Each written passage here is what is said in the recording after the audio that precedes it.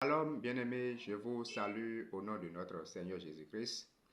Nous allons toujours continuer avec le thème en cours qui n'est rien d'autre que la libération spirituelle. Et aujourd'hui, le sous-thème numéro 3 sur lequel nous allons rester est intitulé Le pouvoir de la pensée positive. Et comme j'avais l'habitude de le dire chaque fois, nous ne pouvons pas aussi croire être libres spirituellement si nous sommes encore dominés par des pensées négatives. La plus grande bataille de l'être humain, c'est dans l'esprit. C'est dans l'esprit. Et l'ennemi nous attaque avec une grande force et dans l'insécurité, la peur, tant et la tendance à croire ou à penser au mal et au négatif. Mais pour que nous puissions bénéficier de ce que Dieu veut de nos vies, nous devons aligner nos pensées sur la parole de Dieu. Nous allons lire quelque chose dans le livre de Jérémie 29, le verset 11. Je le lis au nom de Jésus. Car moi je connais les projets que j'ai conçus en votre faveur, déclare l'Éternel. Ce sont des projets de paix et non de malheur, afin de vous assurer un avenir plein d'espérance. Ici, l'Éternel même nous rassure que nous ne sommes pas faits. Nous ne sommes pas faits pour le malheur. Nous ne sommes pas faits pour le malheur. De là, lorsque nous commençons par penser selon la parole de Dieu, nos pensées et nos émotions initient un changement par la puissance de Dieu. La plus grande bataille de l'être humain, c'est dans l'esprit, avec des pensées négatives, de sorte que nous doutons même de Dieu.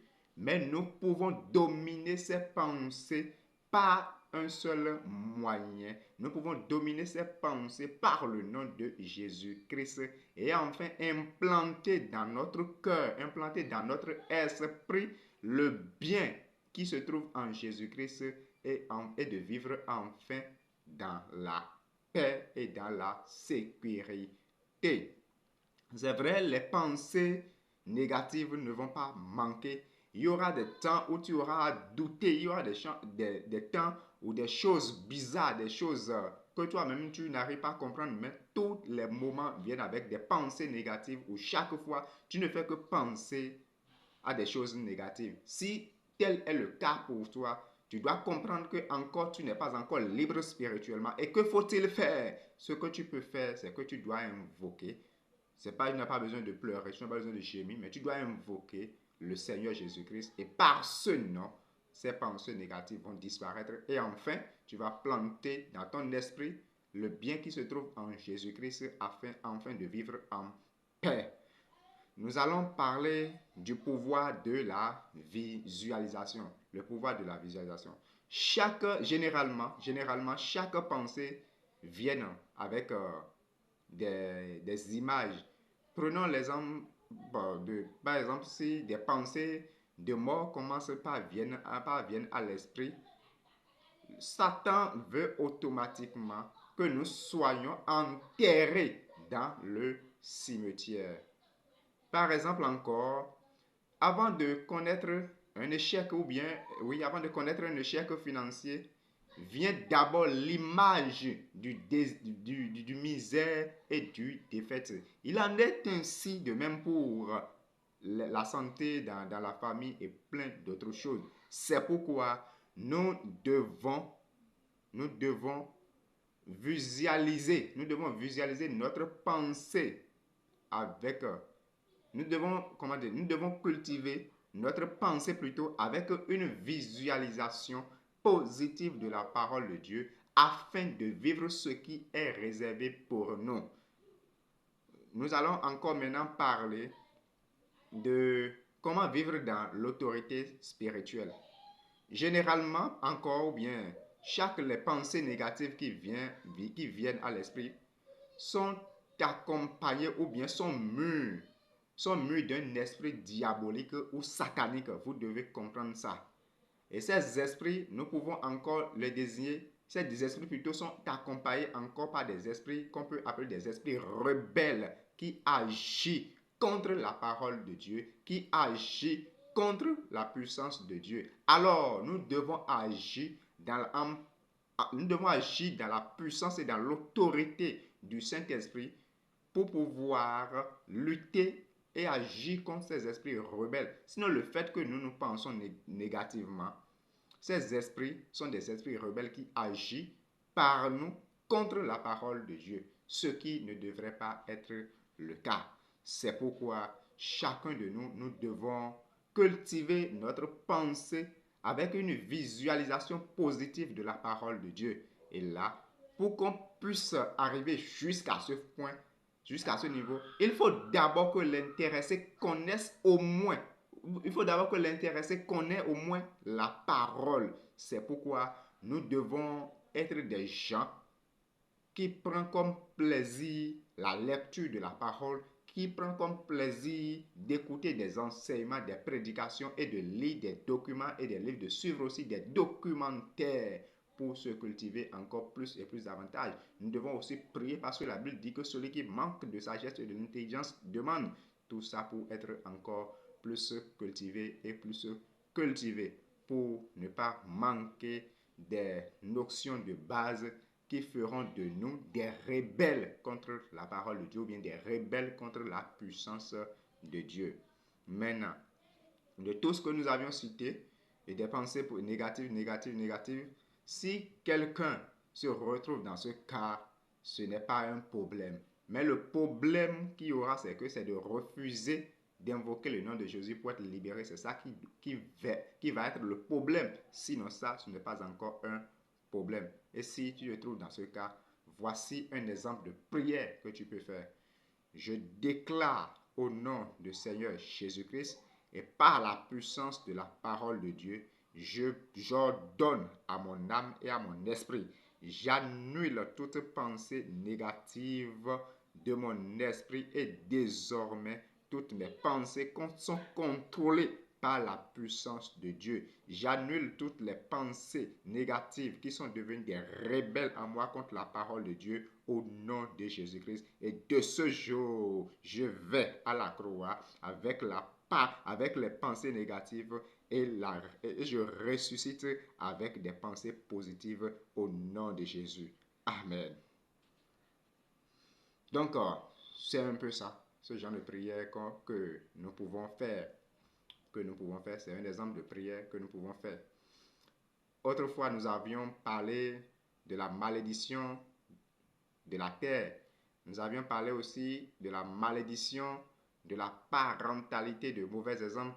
Aujourd'hui, nous avons plutôt parlé du pouvoir de la pensée positive. Ce n'est pas encore fini, ça reste des choses encore à détailler ou bien à dire, des thèmes à développer encore dans ce thème. Mais si nous pouvons tirer une relation entre les trois choses que nous avions déjà abordées, c'est que nous devons d'abord lutter contre la malédiction de la terre, ce qui n'est rien d'autre que toute une nation, tout un peuple ou bien toute une famille va présenter les mêmes résultats, les mêmes maladies, les mêmes maux. Ou bien si tu viens de cette famille, tu dois être ceci et c'est comme ça doit être là. Nous devons refuser contre cela. Et pour le faire, ce n'est pas grand chose, c'est de refuser au nom de Jésus-Christ.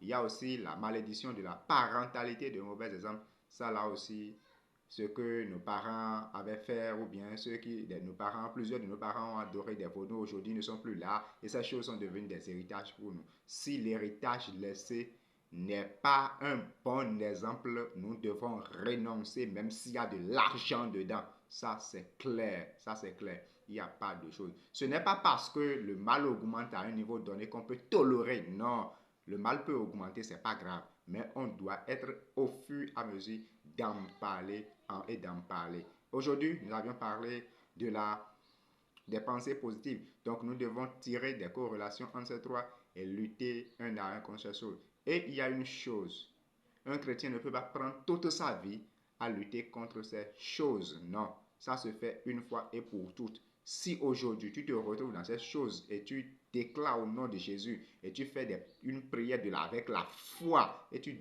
déclares ces choses, c'est fini. Il ne faut même plus penser à ces choses. C'est pourquoi aujourd'hui nous sommes venus sur le thème du pouvoir de la pensée positive. Quand je chasse ces choses, je n'ai plus intérêt à penser que dans ma famille, là, on est des stériles, ou bien dans ma famille, on est des aveugles, on est des ceci, on est des ceci. Non, je l'ai déjà chassé au nom de Jésus. Et si je l'ai fait au nom de Jésus, c'est une fois pour toutes.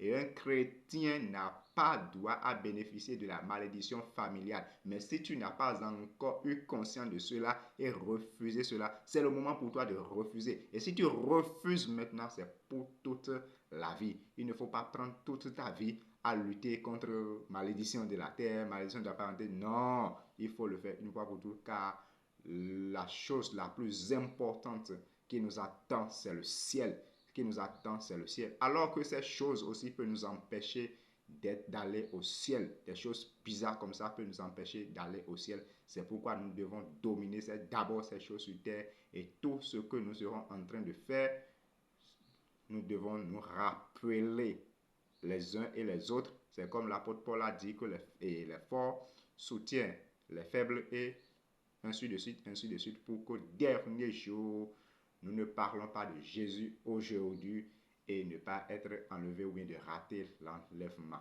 N'oubliez pas, en tout cas, le ciel dans tout ce que nous faisons. C'est l'objet principal, c'est le pilier, c'est la fondation, c'est le socle de notre vie, c'est le ciel. Nous ne devons pas rater le ciel. Alors si aujourd'hui, tu te dis chrétien, et les péchés viennent de jour en jour, c'est pas grave, mais il faut agir et vivre dans l'autorité spirituelle pour pouvoir dominer une fois ces choses, car il est mort pour nos péchés. Alors s'il est mort pour nos péchés, nous ne devons pas encore vivre dans la chose pour laquelle il était mort à la croix pour nous. Alors, je nous amène à la repentance.